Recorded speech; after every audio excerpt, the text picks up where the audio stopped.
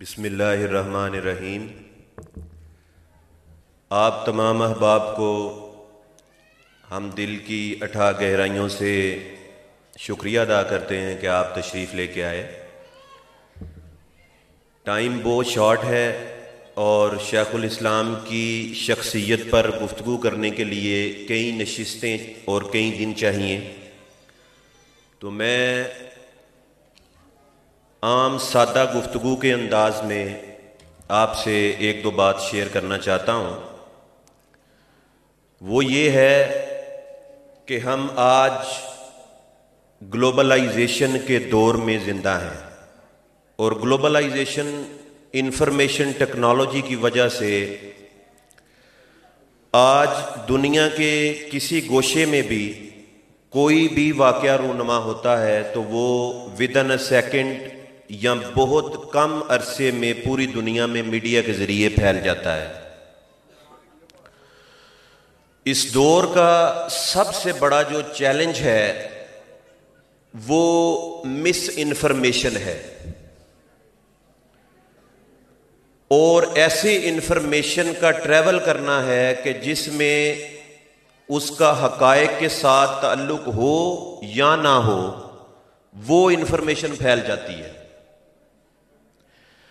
جس کی وجہ سے پھر سوسائٹی میں، معاشرے میں، ملکوں میں کنفیوژن پیدا ہو جاتی ہے،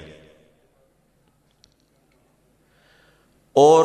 اس کو پھر ٹیکل کرنے کا طریقہ یہ ہے کہ رائٹ کائنڈ آف انفارمیشن ملے، تاکہ لوگ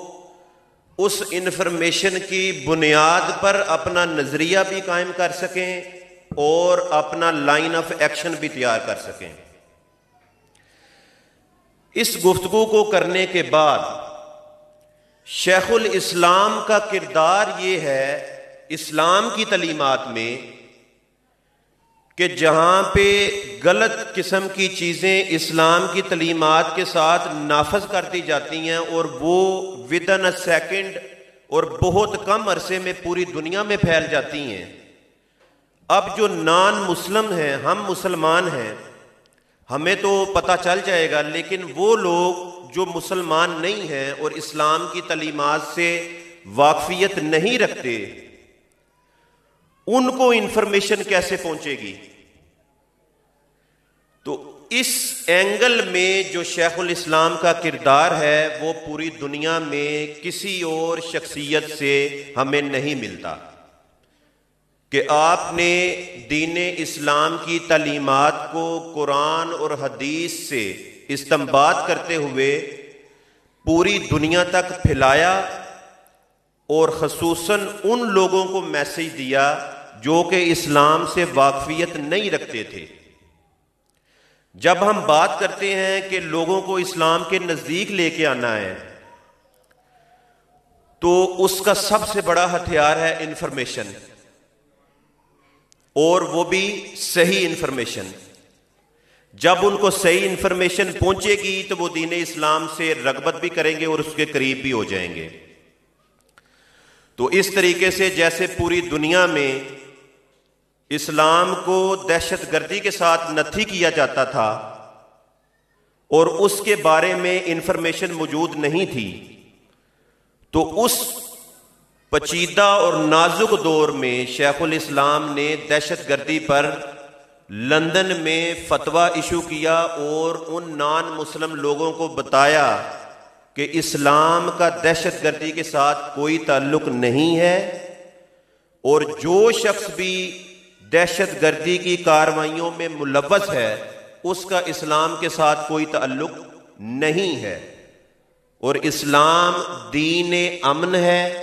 اور دین سلامتی ہے، اور مسلمان کی تعریف یہ ہے